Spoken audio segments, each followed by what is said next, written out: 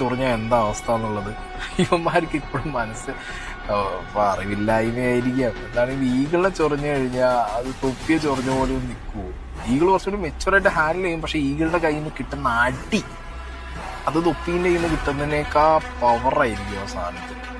ഇപ്പൊ സായിപ്പിന്റെ അടുത്ത് പോയി ചൊറിഞ്ഞാലും അങ്ങോട്ടും ഇങ്ങോട്ടും തെറിയ വരാതെ വിളിയായിരിക്കുന്നുണ്ടെങ്കിലും ഈഗിളിന്റെ റേഞ്ച് അതല്ല. ഈഗിളിന്റെ ഒരു ക്രെഡിബിലിറ്റി, ആ ക്രെഡിബിലിറ്റീന്റെ മുകളിൽ ബിൽഡ് ചെയ്തൊരു യൂണിവേഴ്സ് ഉണ്ട് ഈഗിൾ. അതിൽ കുറെ പരുന്നുകുട്ടികളും റാഞ്ചി അടിക്കും. ശ്രദ്ധിച്ചു, അവൻ നാളെ ഉണ്ടല്ലോ കഥകെ വന്ന് കൊട്ടു വീടിന്റെ മുന്നിലെ കേട്ടാ. അപ്പൊ ഇങ്ങനെ വായിൽ വണ്ടി വെച്ചോണ്ടിരിക്കുന്നുണ്ട്. നിന്റെ അല്ല, നിന്റെ തന്ത കണ്ടി, മനസ്സിലായി?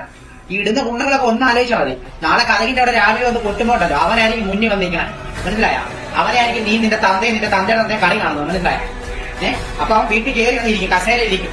കണ്ട് നിന്നോടും പറയും ഇവിടെ ഇരിക്കാൻ പറയും, നിന്റെ തന്തയോടും പറയും അപ്പോൾ ഇരിക്കാൻ പറയും, മനസ്സിലായി? എന്നിട്ട് അവനെ പറയും പറയാനുള്ളതല്ല, മനസ്സിലായി? വേറെ ആരെങ്കിലും ആണെങ്കിൽ ഓക്കെ, ഇത് ആരാന്ന് നിങ്ങൾക്കറിയോ? ഇവന്റെ കൂടെയുള്ള ഈകളുടെ കൂടെയുള്ള ഓരോ ഒരുത്തന്മാർക്കും ആരെ വിളിച്ചു പറഞ്ഞാലും ഒരുത്തന്റെ ഐഡി തപ്പാനോ അഡ്രസ് തപ്പാനോ ആരെ വിളിച്ചു ചോദിച്ചാലും കിട്ടും. അങ്ങനത്തെ ടീമാണ് വേണ്ടത്, മനസ്സിലാ? ആടെ പോയിട്ട് ഊമ്പി തരം കാണിക്കുമ്പോ കുറച്ച് ബുദ്ധി കാണണം, കുറച്ച് സൂക്ഷിക്കണമായിരുന്നു.